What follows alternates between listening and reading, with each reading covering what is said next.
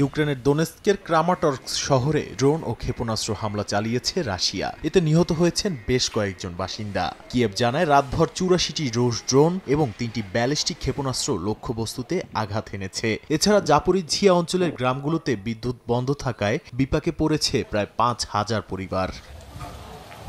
এর মধ্যেই রাশিয়ার বিরুদ্ধে সরাসরি যুদ্ধে নেমেছে ইউরোপীয় সামরিক জোট ন্যাটো। স্থানীয় সময় সোমবার এ মন্তব্য করেন ক্রেমলিনের মুখপাত্র দিমিত্রি পেসকভ। বলেন, ন্যাটো ইউক্রেনকে সরাসরি ও পরোক্ষভাবে সহায়তা করছে। এমনকি রাশিয়া এখনও কূটনৈতিক সমাধানের জন্য প্রস্তুত বলেও তিনি জানান। তবে ইউক্রেন আলোচনাকে বাধাগ্রস্ত করছে বলে দাবি করেন পেসকভ।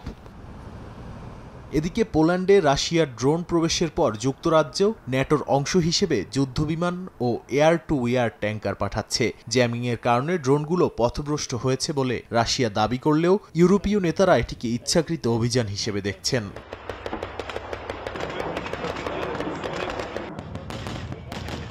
অন্যদিকে শেষ পর্যায়ে পৌঁছেছে রাশিয়া ও বেলারুশের যৌথ সামরিক মহড়া। জাপাড 2025 নামের এ মহড়ায় আরও শক্তিশালী ধ্বংসাত্মক অস্ত্র ব্যবহারের পরিকল্পনার ঘোষণা করা হয়েছে। 2021 সালের শেষ জাপাড মহড়া থেকে এখন পর্যন্ত বেলারুশ রাশিয়াকে হাইপারসনিক ক্ষেপণাস্ত্রের জন্য ময়দান সরবরাহ করছে বলে মনে করেন অনেকে। নাদিম মারজান, সময় সংবাদ।